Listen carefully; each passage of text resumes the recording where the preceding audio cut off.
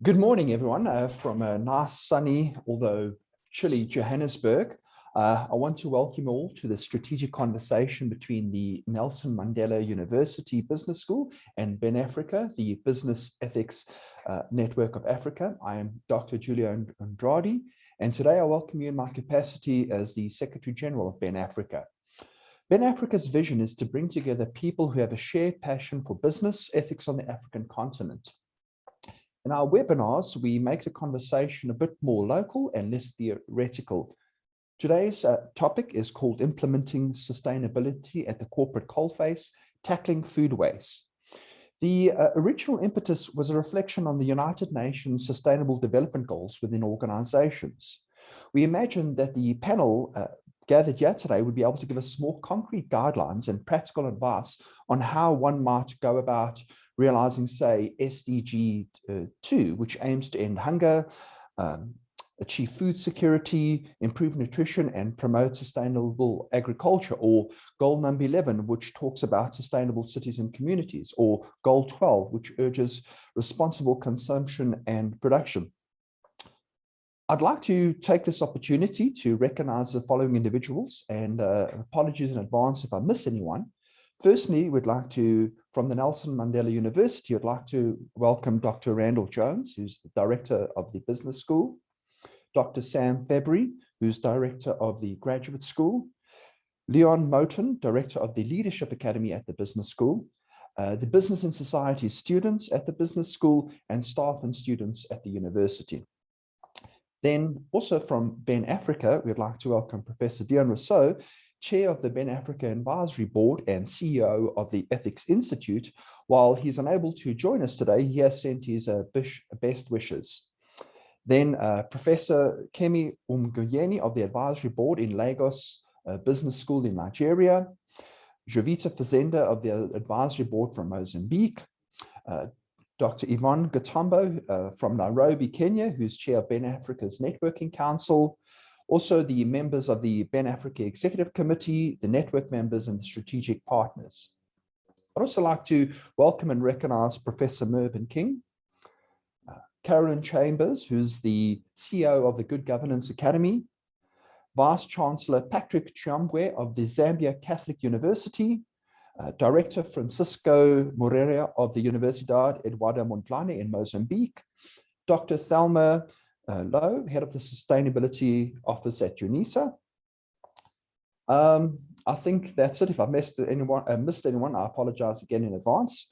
Before introducing the moderator for today's panel, I ask you to visit our website, benafrica.org, to find out more about Ben Africa's work and also about our upcoming conference scheduled for the 4th and the 5th of November in Swakopmund, November.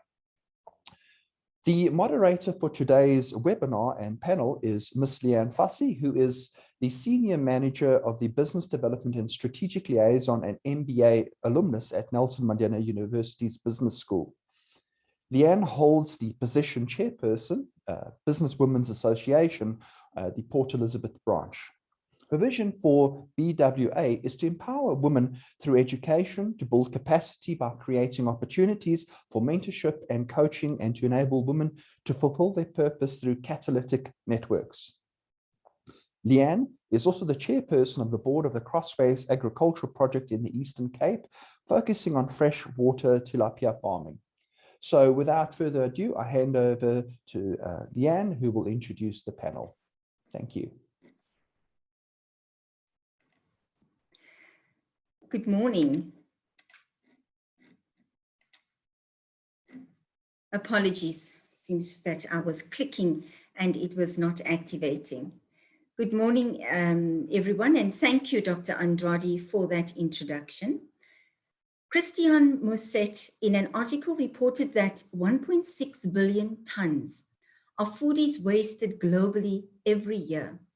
A number so big, it's impossible to get your head around. He then unpacks the concept in practical terms, and he draws a picture of 1.6 billion tons, equating to 4,384 Empire State Buildings. He further brings it home by stating that if food waste was a nation, it would rank as the third highest national emitter of greenhouse gases after the United States and China.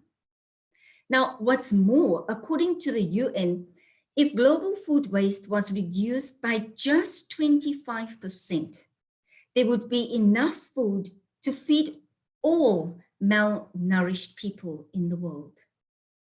So within this context and in this background, today it is my absolute privilege to welcome our panelists, Rowan Snehman, Matlo Setati, Kate Flood, and Alan Brody, to this very critical strategic conversation that is aptly titled Implementing Sustainability at the Corporate Coalface, and where we look at tackling food waste.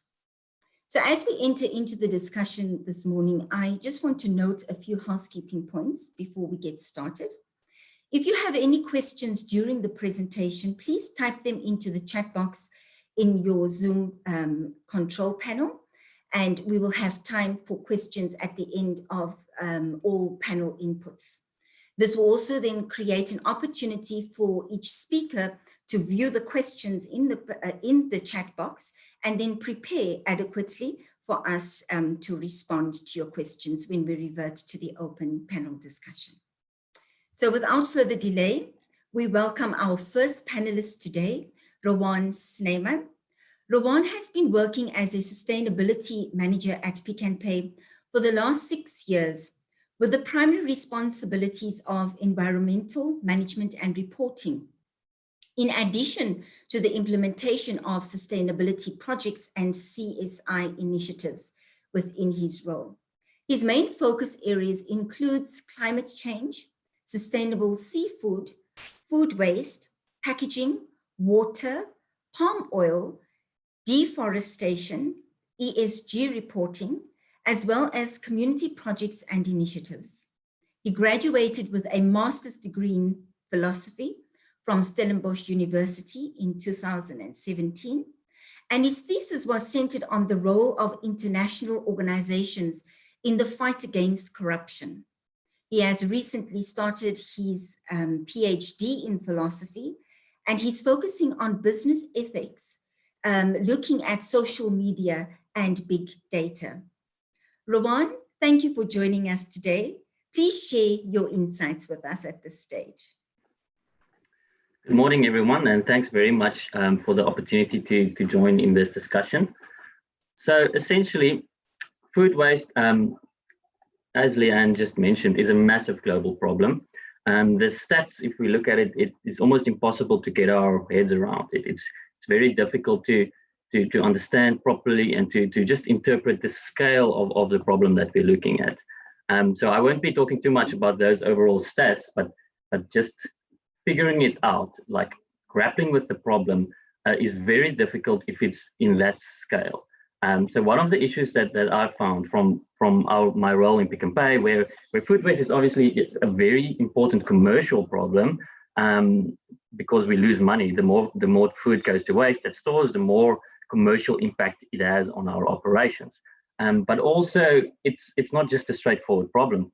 It has a variety of different variables. There's complexity to it that's difficult to interpret.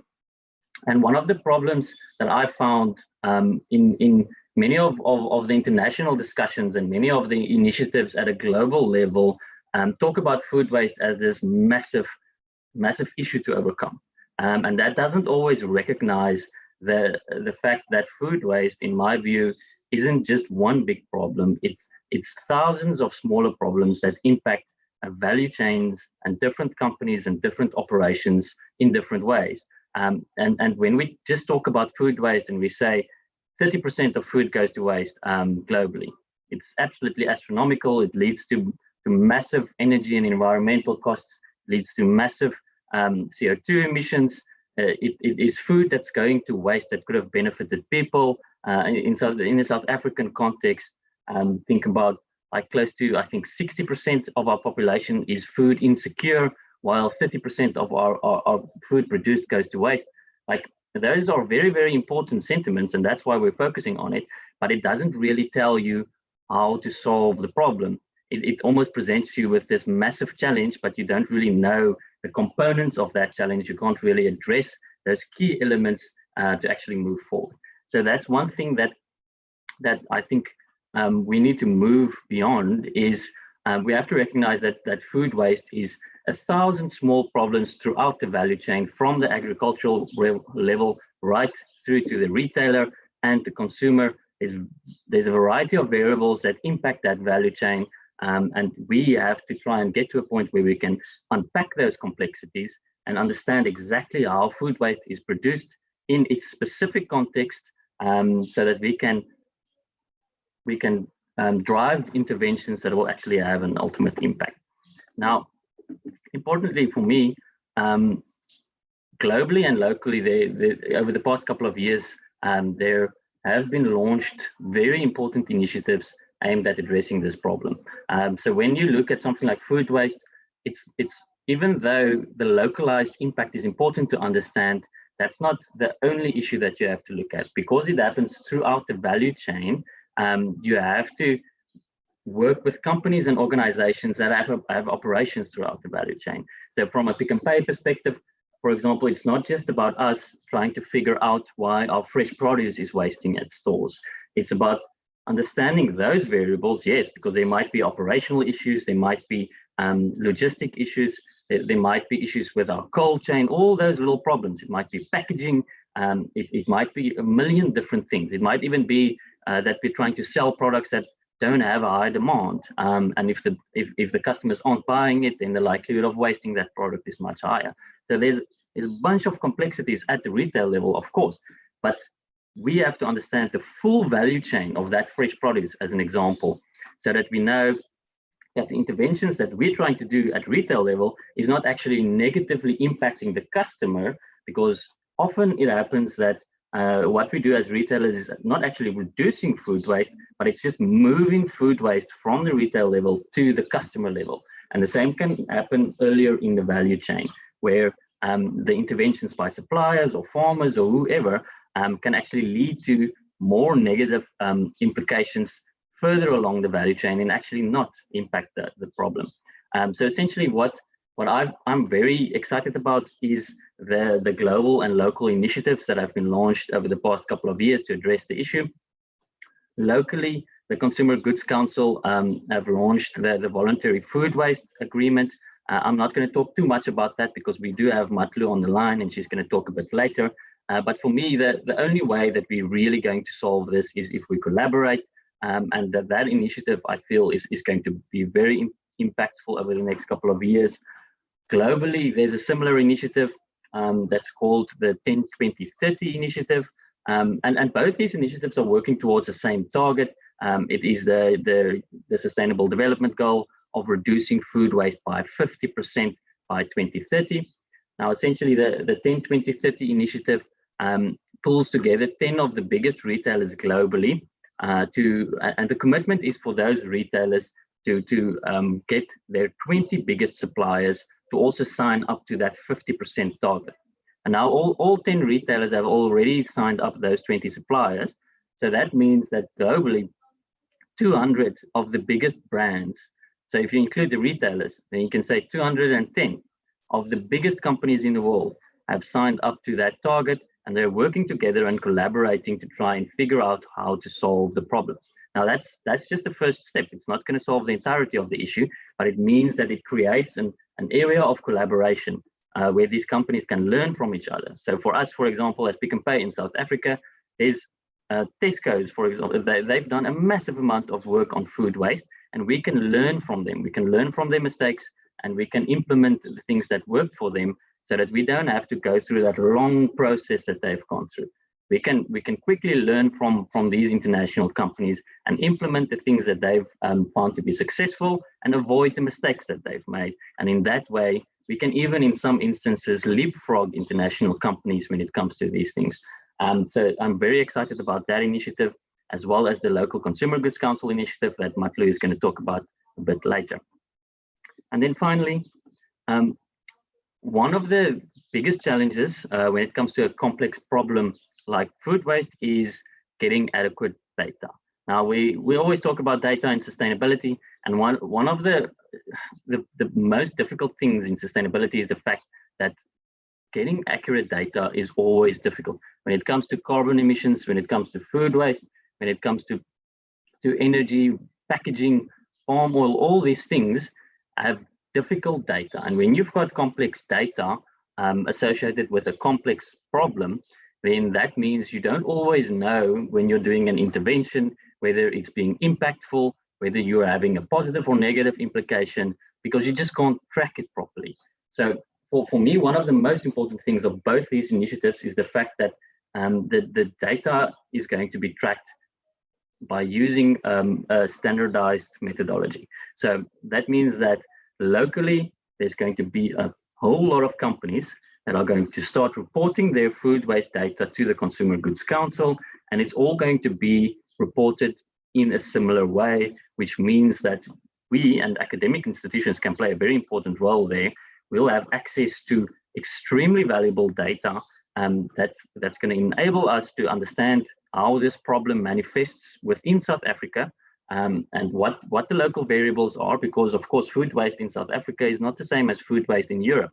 There's different variables, there's different cultures, there's different labor issues, there's a whole host of different variables to consider. So having access to that data and understanding where the food waste is generated through the value chain, so what role is retail playing, what role is food processors and manufacturers playing, what's happening in the logistics supply chain, what's happening at the farm level. So once you understand that full value chain, then you can go and say, okay, but more food waste is produced at retail level, potatoes are going to waste.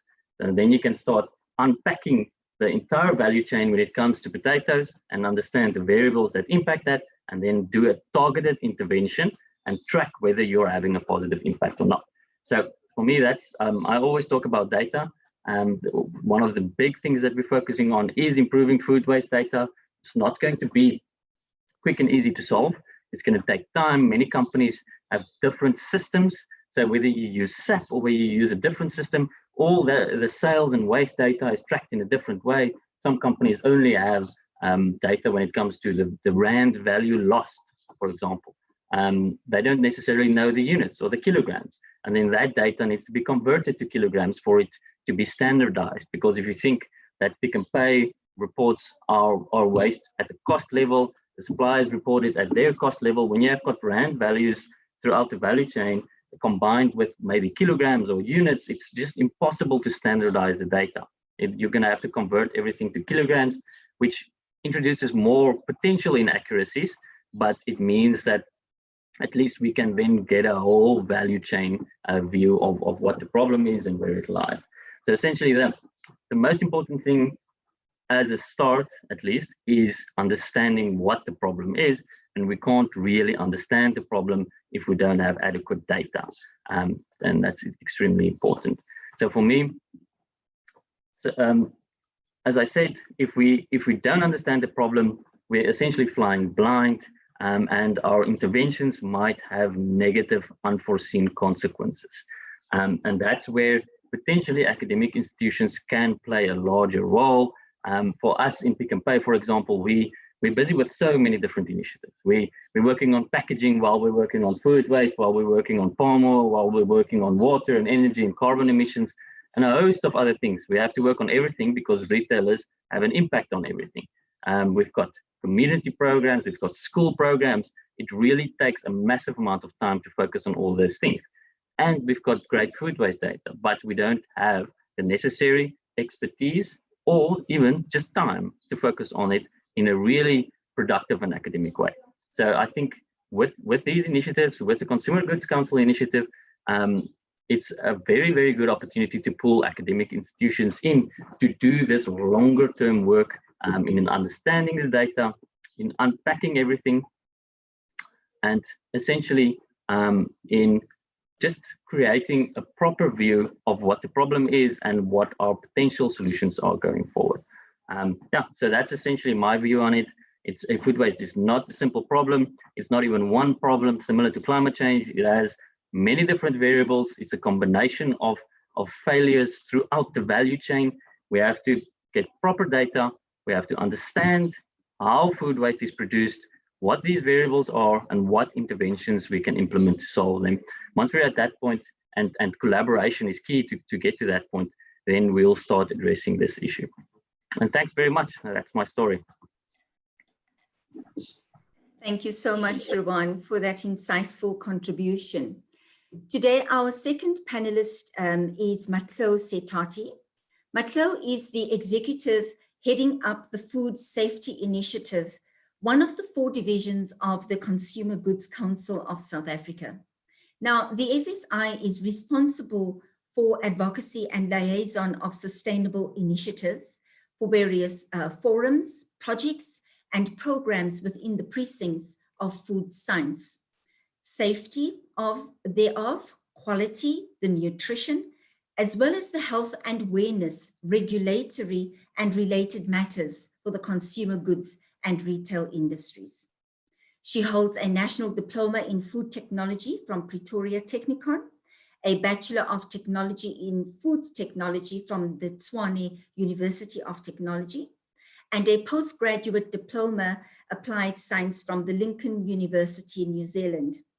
Matlo is currently studying towards a master's in food and nutrition security with Stellenbosch University. Matlo, thank you so much for joining us today. Please, you are most welcome to share your insights at this time.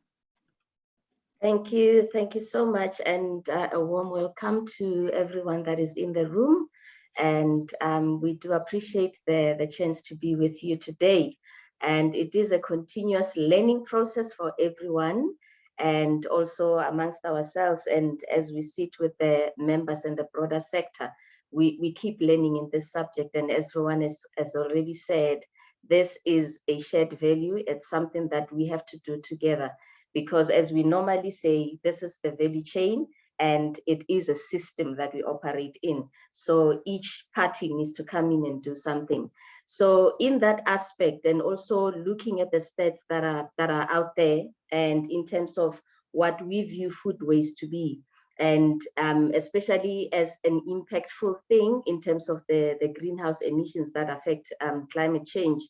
This is where we got a call basically from the government, in particular the Department of Trade and Industry, who said that we've got this challenge in South Africa. And as we all know, over and above climate change, the issue of food security is very critical in South Africa, where we cannot have a scenario where we're producing food.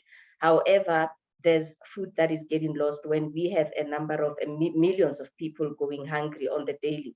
So with that, we embarked on a journey, and just in short, as you have heard from the introduction, the Consumer Goods Council of South Africa is an industry association with a member base. So member companies subscribed to the Consumer Goods Council to belong to the association. So how we normally do our work, we've done previous work in other avenues, either on crime, either on healthy food options, where we work closely with government to see what is an issue that pertains to the sector and also pertains to the society at large.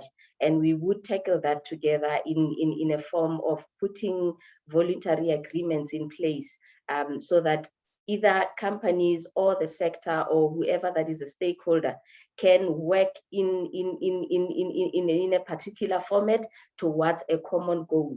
So also on food loss and waste, we took that particular process, and we followed on the South African government, which has committed to the Sustainable Development Goals 12.3 to halve food waste by 2030.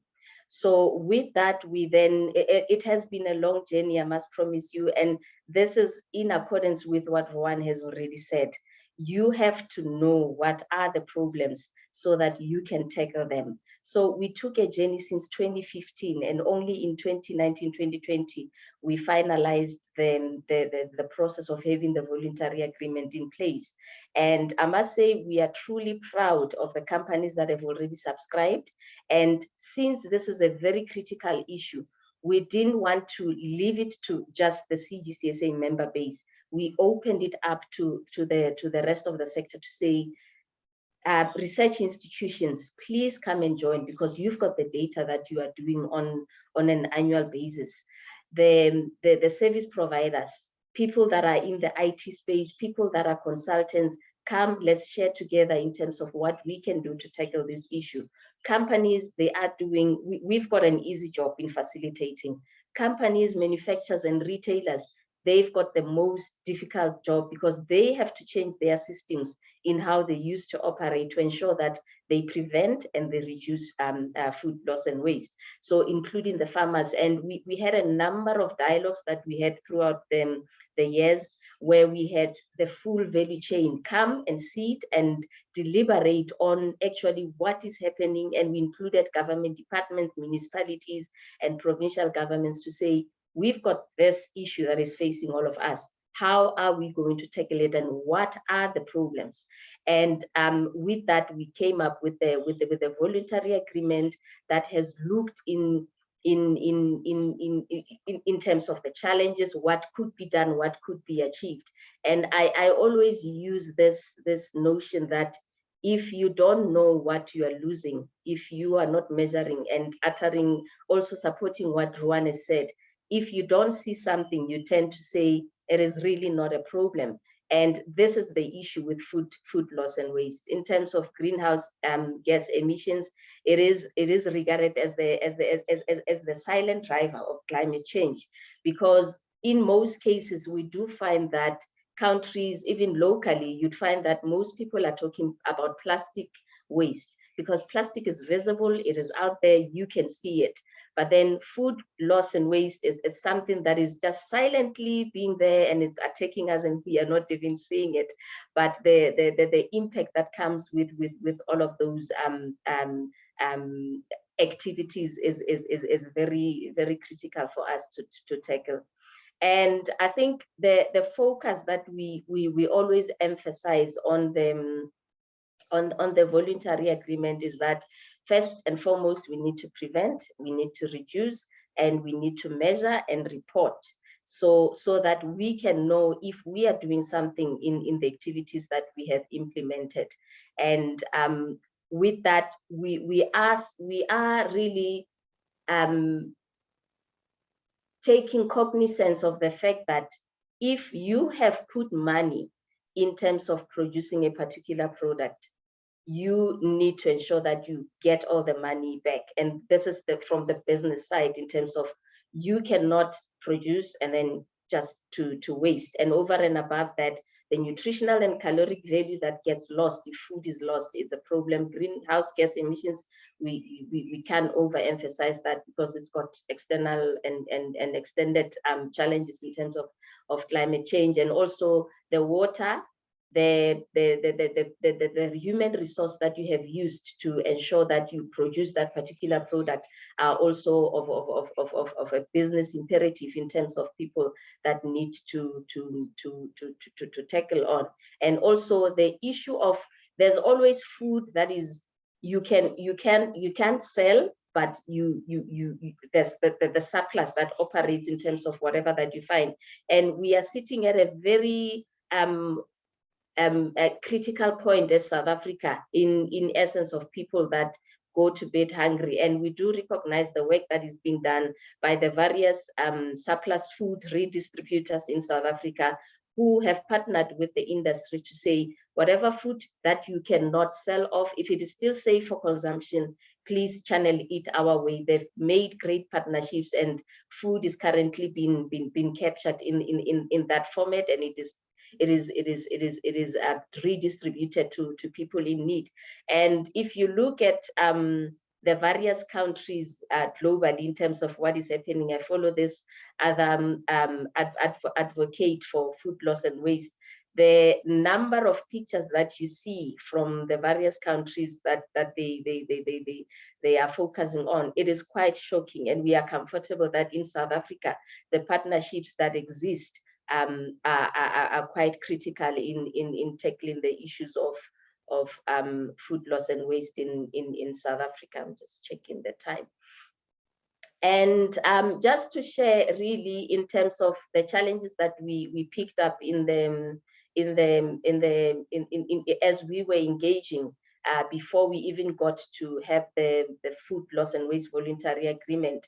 is the issue of the behavior change from the consumer, in terms of there is a need for us, because in most cases, we view food loss and waste as a sector challenge. And we are comforted by the recent results that came from a new study from the CSIR that shows, I always never believed that the consumer in South Africa is not wasting food, because you see that in the events, when we host events, people in meetings, basic thing like someone dishing up but never completes the meal, in weddings, in any place that you can get to. So I'm quite in support of the recent data that just came out, which indicates truly that the consumer in South Africa, previously it was not that indicative, that there is a high percentage of consumers that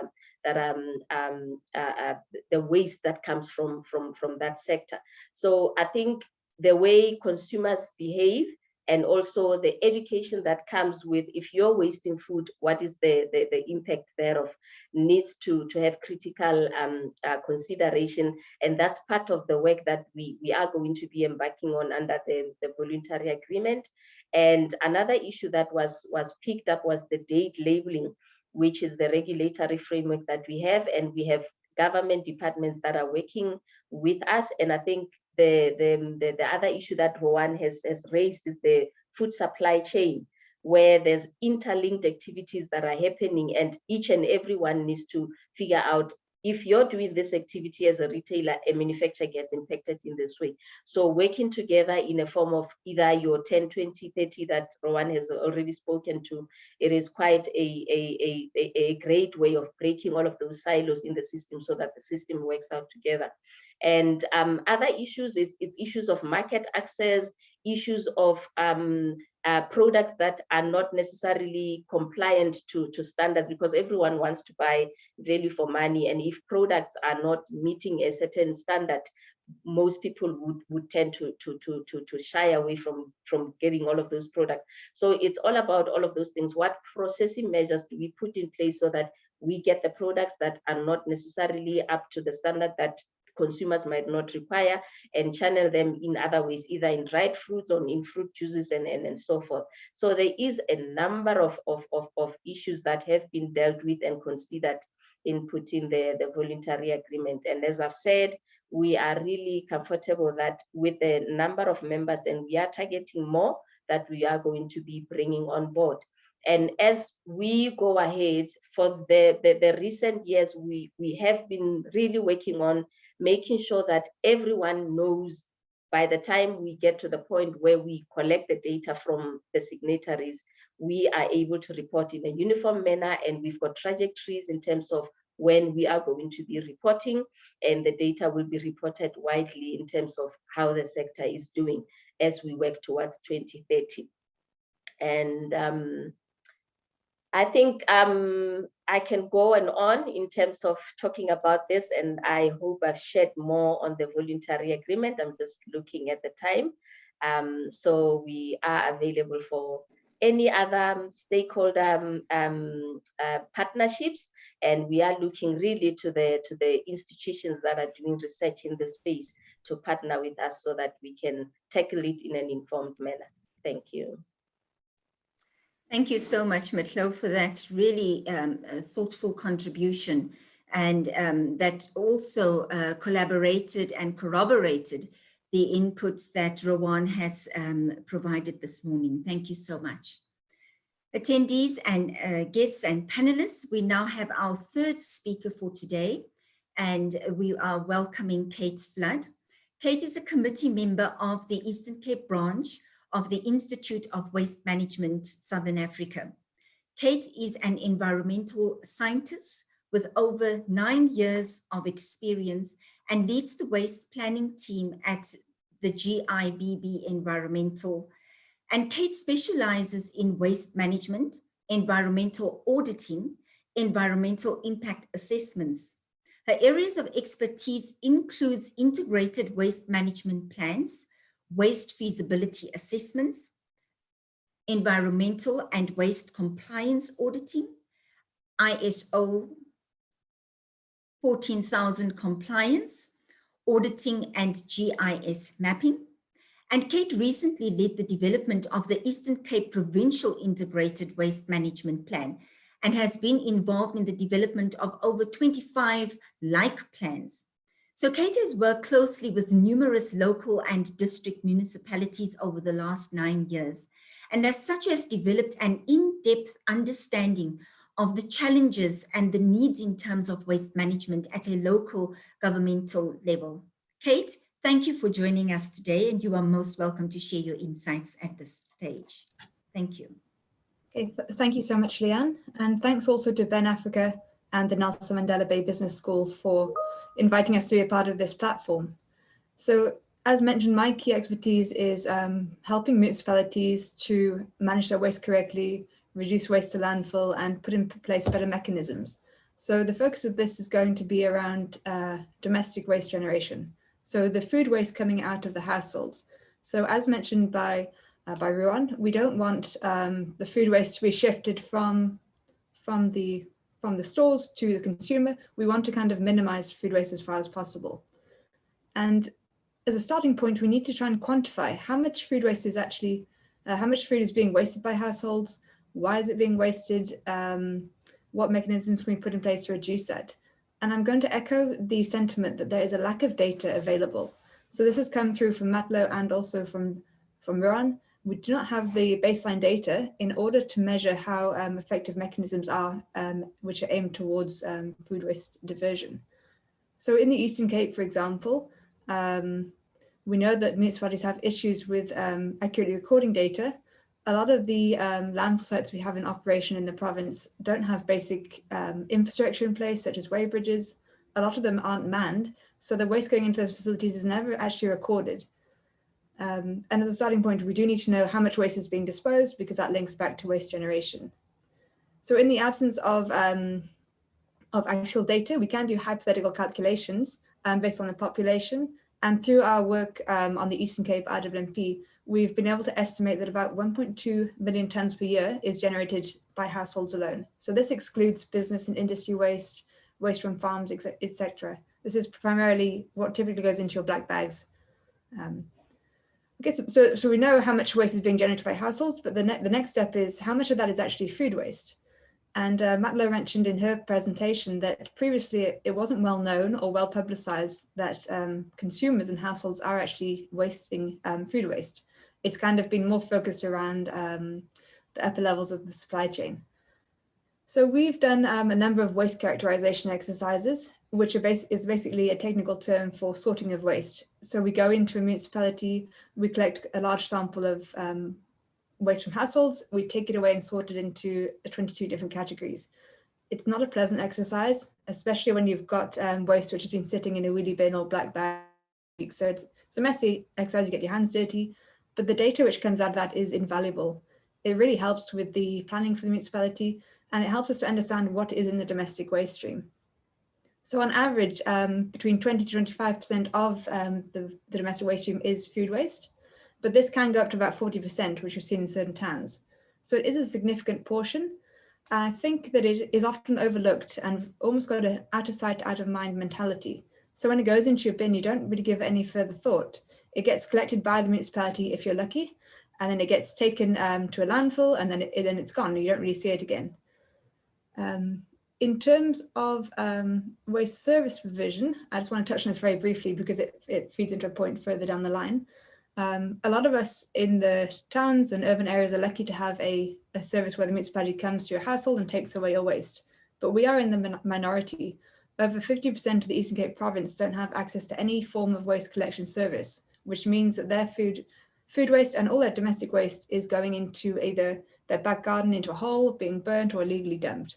So there are background issues around waste management in general, which do need to be taken into consideration. Okay, so we know then that only about 50% of households have a collection service. That waste then goes into landfill sites, and it has been touched on by the speakers before me around the environmental impacts of that. The key ones are around leachate generation in landfills. So food waste has a high water content, and as it breaks down, that water basically percolates through the landfill, and it can impact on groundwater and surface water resources, which are important in some rural areas as domestic sources and so forth. There are also the methane emissions. So I know that this has been touched on by the two previous speakers.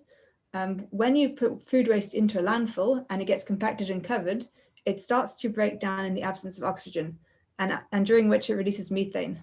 And methane is a lot more potent than carbon dioxide in terms of its greenhouse gas emissions potential, over 20 times. So we don't want food waste in landfill. We don't want it breaking down anaerobically.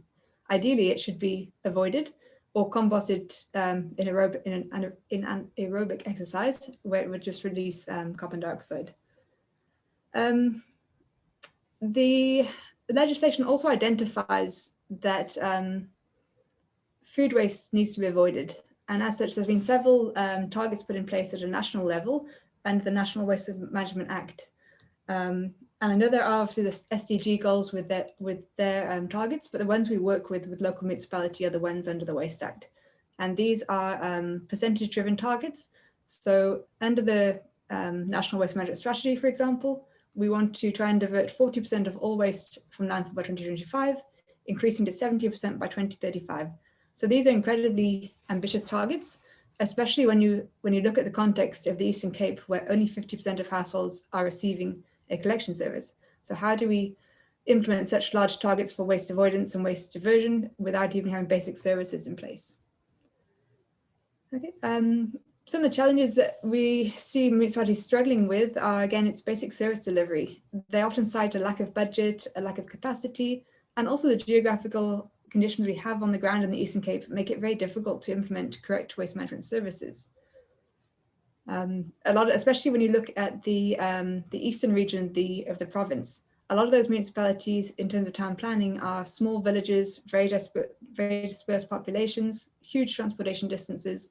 So you can't even get there to collect the general waste. And there's no way you can implement mechanisms such as composting or other mechanisms to reduce food waste. I think I've touched on it before, but the whole out of sight, out of mind mentality that we have in the country as a whole and in the Eastern Cape really does need to be addressed by the municipalities.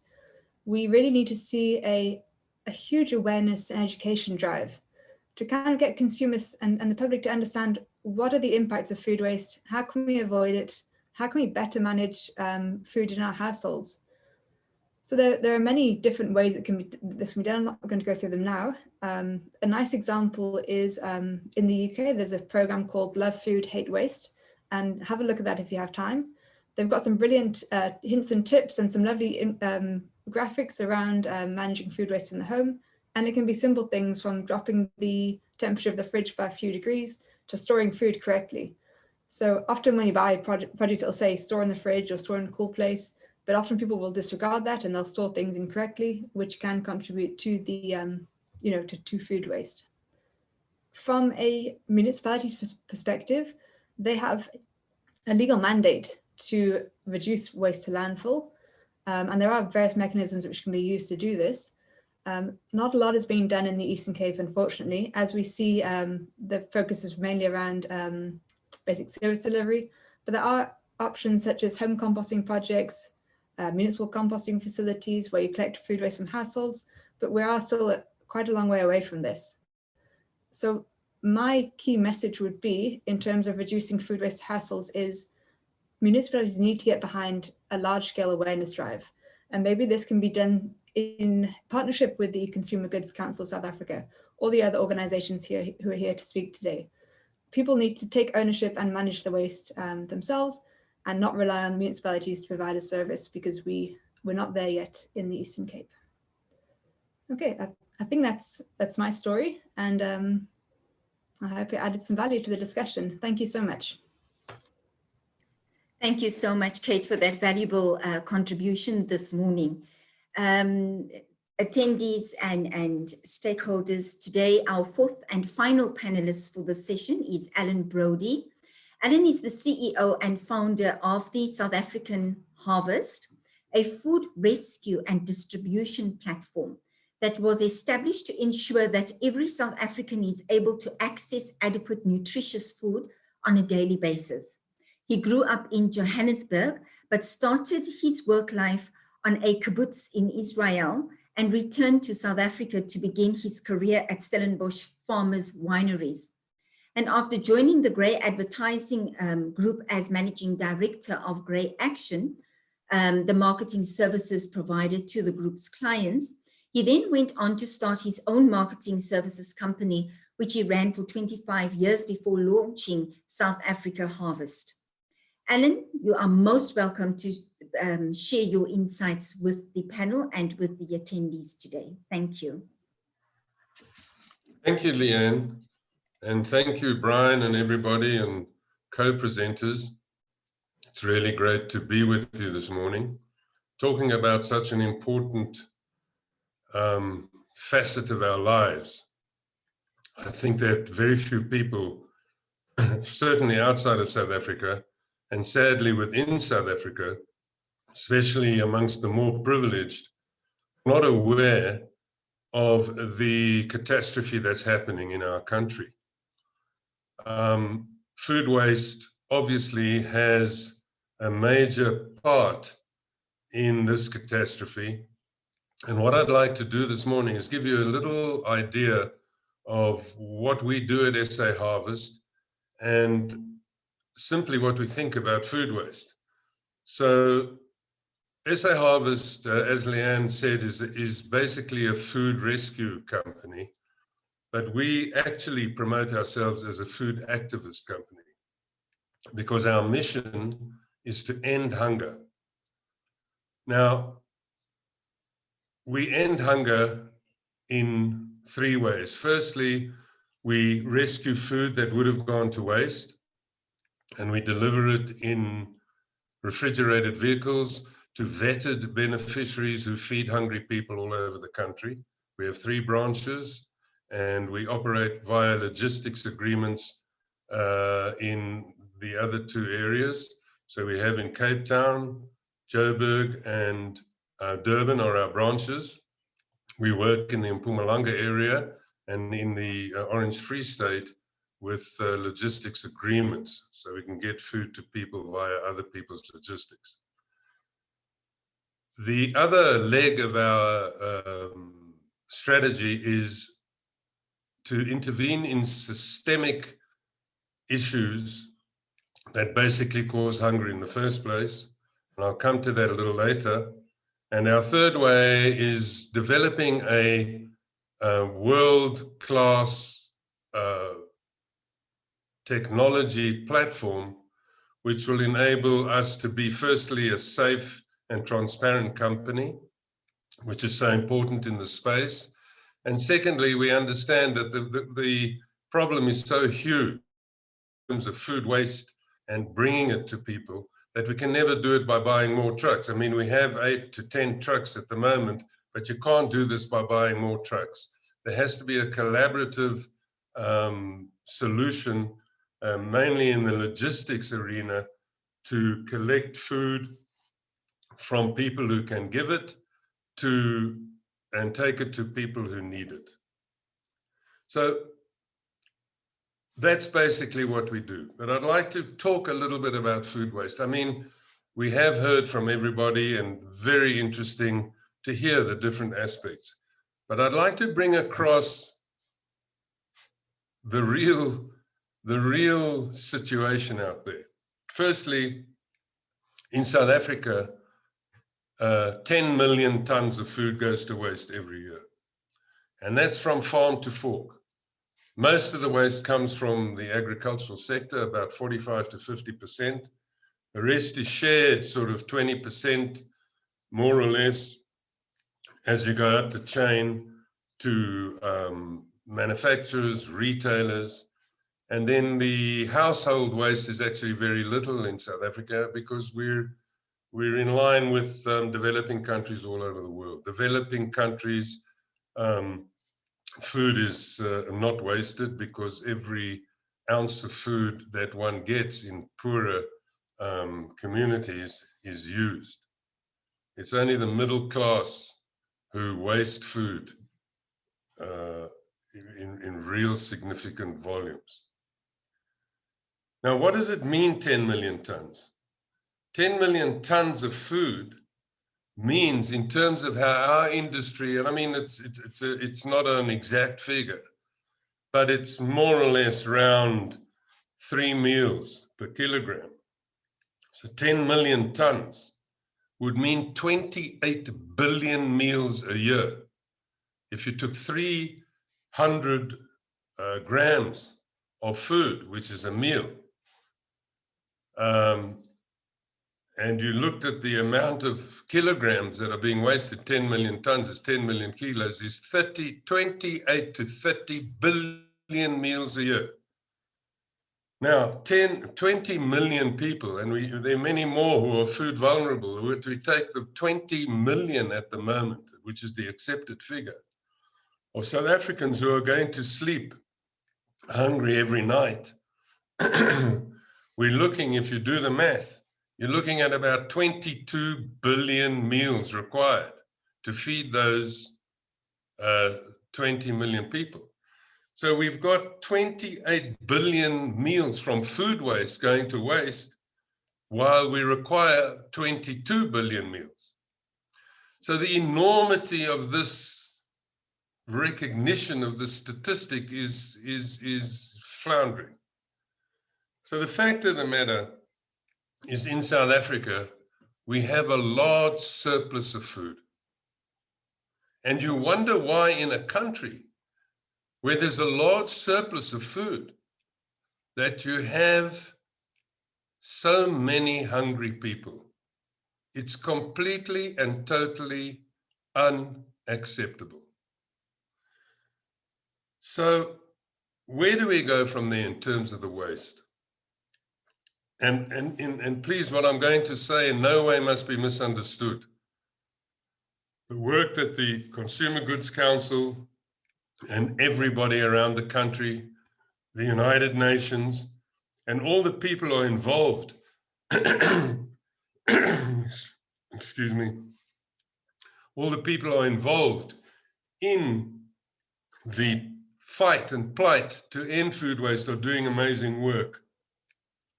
And we have to start somewhere. But think about it. I mean, for many years now, we've been talking about the United Nations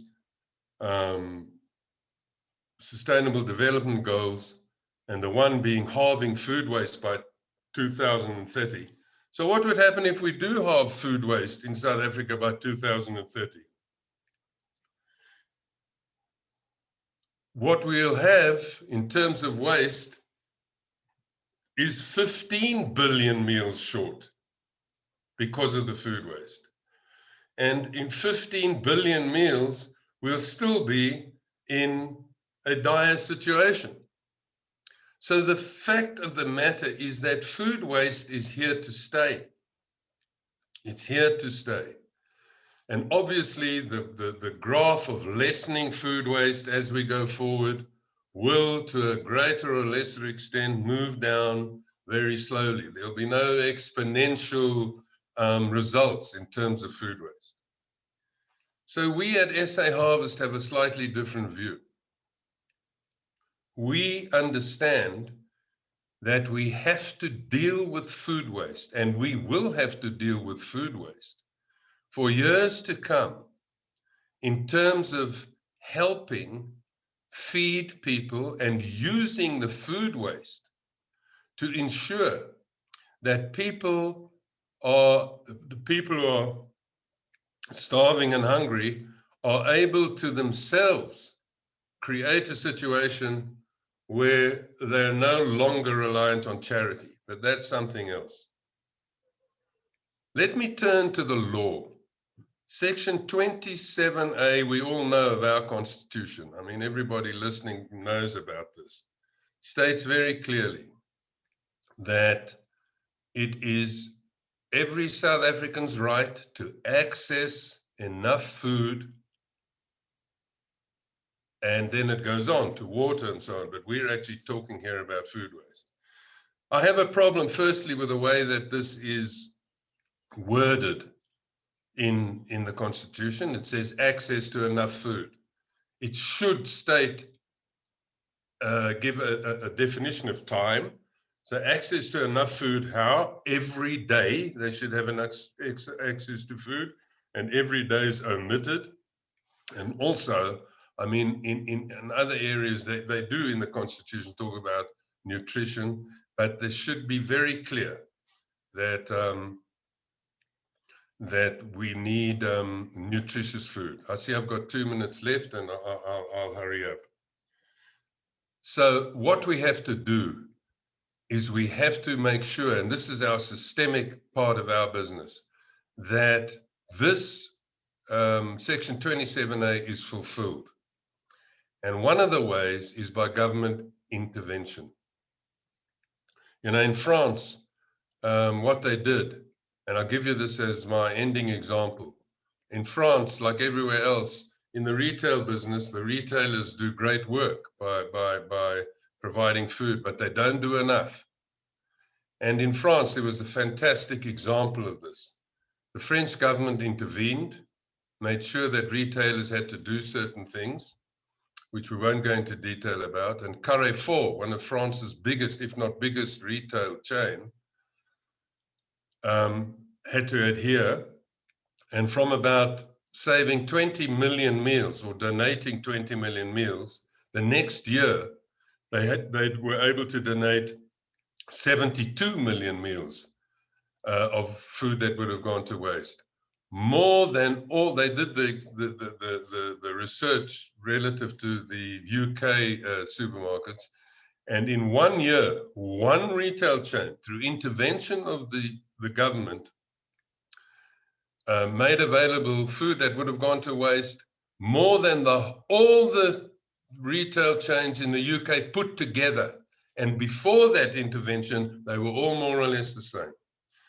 So my message is this, is that while everybody's doing amazing work, we can do a lot more about utilizing food that would have gone to waste to lessen the effect of 20 million people going hungry every day. So thank you so much. Thank you for listening to me, and thank you for inviting me onto this platform. Thank you so much, Alan, for your contribution today. It really has been very informative.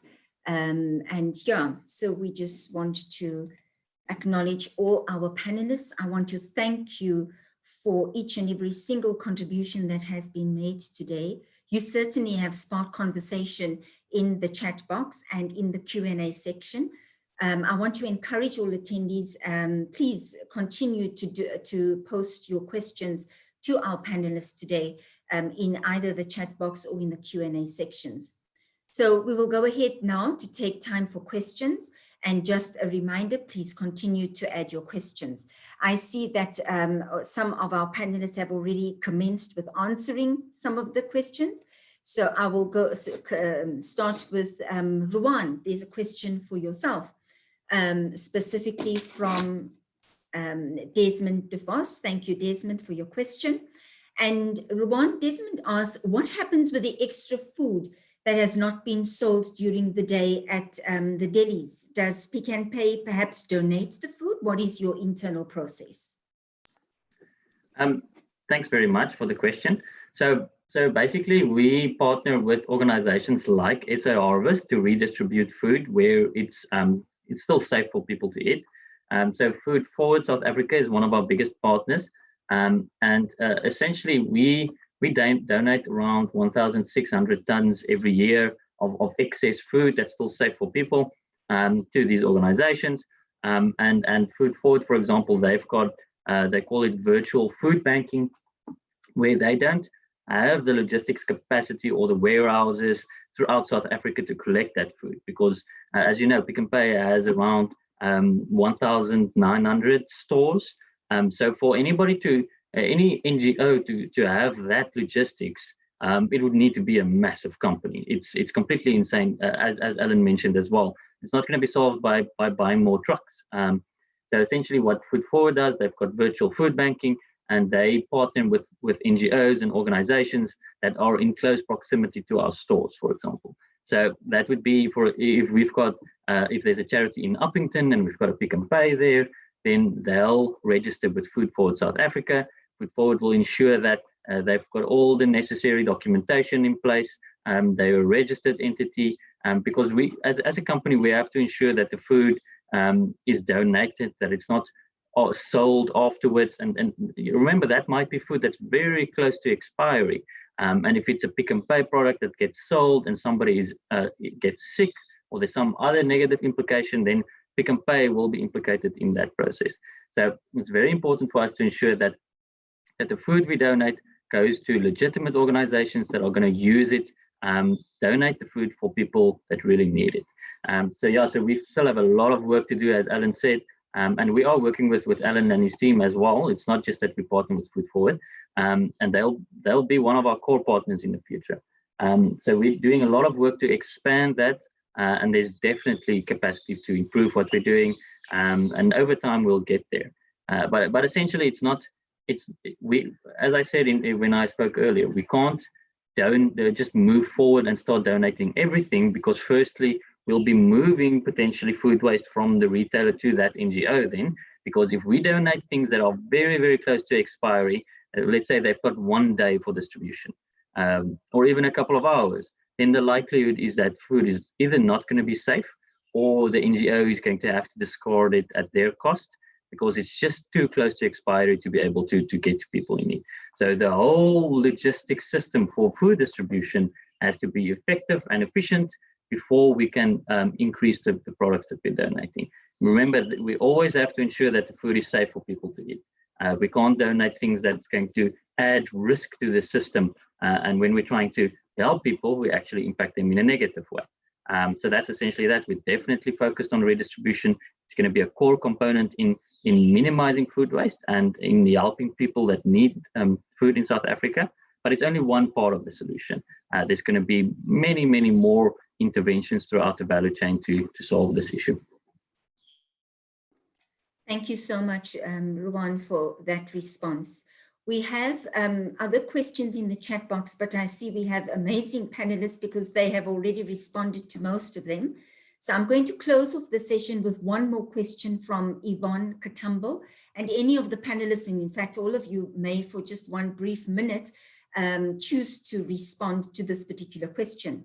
So Yvonne is based in Kenya, and she says that concerns have been raised about food safety, and in particular, an increased prevalence of harmful chemical pesticides, which are banned in Europe, promising high yields and weed control.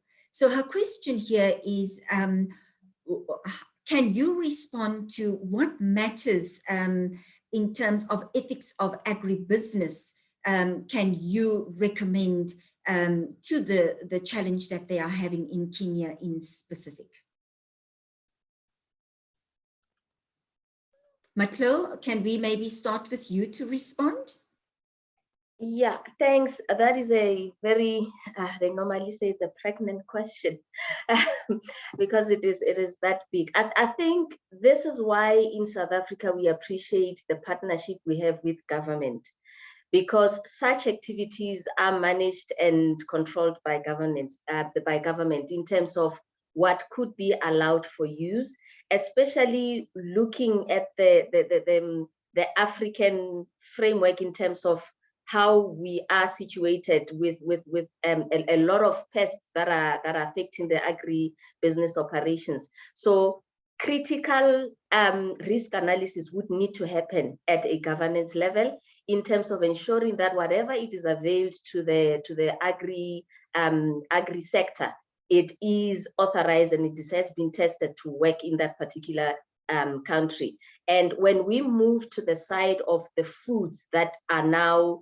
going to, we must ensure the safety. I think Rowan has already spoken to that, to say if anyone in the value chain, especially in South Africa, is very critical because we are guided by the Consumer Protection Act, which says if anyone does anything that will impact the health and the safety of a consumer in that exchange, is held liable. So I think the partnerships in a particular country with government and the sector to make sure that whatever is implemented works for everyone, so that we don't resolve issues, but then we leave the business in a detrimental, or the consumer for that matter, in a bad situation. So it's all about partnerships and doing what will work for the benefit of the country. Thank you. Thank you so much, Methane, for that response. Can I check with the other panelists? Are any one of you wanting to contribute to that answer, or can we close off the question and answer section?